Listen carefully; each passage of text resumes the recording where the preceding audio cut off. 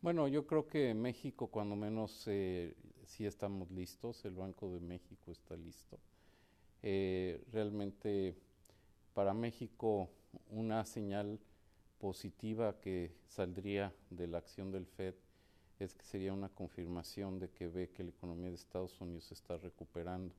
Y para México no hay nada más importante que tener una economía de Estados Unidos fuerte. Entonces, el aumento en las tasas de interés podría generar un poco de turbulencia. Esta sería de corto plazo, porque más que nada es un tránsito hacia una situación en la cual vamos a tener una economía americana más vibrante, y eso sin duda deberá afectar positivamente el crecimiento de México. ¿Le preocupan o qué interpretación da a los más recientes datos sobre actividad de manufacturas en Estados Unidos, que cae en una contracción, los datos que se conocieron el día de ayer, y un poco en el entendido del efecto que tiene ya el encarecimiento del dólar, por ejemplo, para empresas de este y otros sectores? Bueno, es un dato relevante. Sin embargo, pues viendo en toda su magnitud la economía de Estados Unidos, le está yendo bien. Por otro lado, pues esta economía se ha caracterizado siempre por innovación, por ser muy dinámica, por bajar costos. Yo creo que eso la va a hacer más competitiva, ¿no? Realmente el tipo de cambio sí es un reto, pero es un reto para volverse más competitivo. Una cosa que le sirve mucho a la economía de Estados Unidos es que tiene bastante gas, tiene la capacidad de producir bastante barato con eso. Entonces yo pienso que poco a poco la industria se va a ir ajustando de tal manera que el impacto no sea tan severo.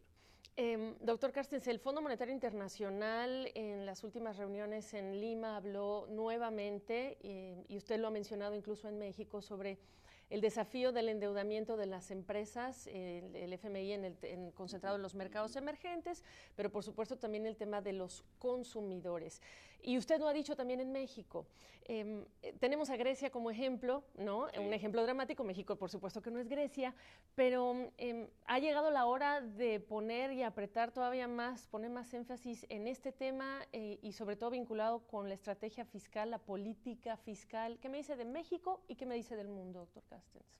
Bueno, en términos de las empresas, la realidad es de que una política monetaria tan agresiva por parte del FED y por parte de países avanzados sí ha generado la posibilidad de que muchas empresas se financien a costos bajos, a plazos muy largos, pero en moneda extranjera.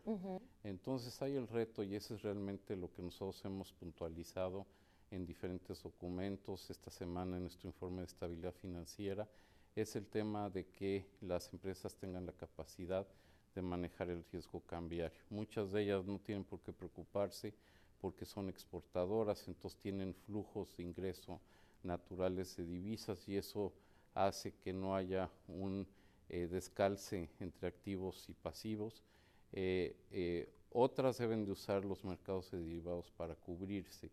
Entonces, más que nada desde mi punto de vista, es que las empresas tengan esa precaución. Yo no lo veo como un problema grave o inminente en México, pero sí sería importante que las empresas lo vayan internalizando, y de hecho sí hemos visto ya algunos casos en las cuales las empresas mexicanas se desendeudan en el exterior y acuden más a endeudamiento en pesos a través del sistema bancario nacional, que por otro lado también está fuerte y también está ofreciendo tasas competitivas.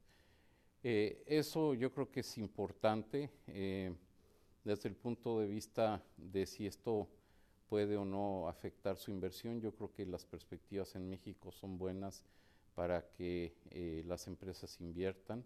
Las reformas estructurales que ha llevado a cabo México está abriendo muchas oportunidades, sobre todo cosas que nos ha ayudado, por ejemplo, desde nuestro punto de vista, mantener el precio, la inflación baja, la Sí. más baja en la historia ha sido la caída en el precio de la electricidad, y eso ha hecho muy competitivo a México como país.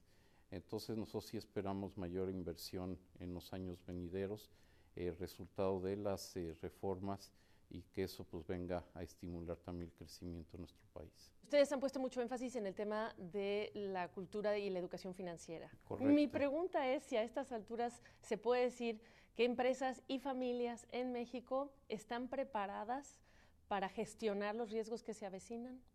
Bueno, yo creo que para las familias más, digamos, la necesidad de prudencia es diferente, ¿no?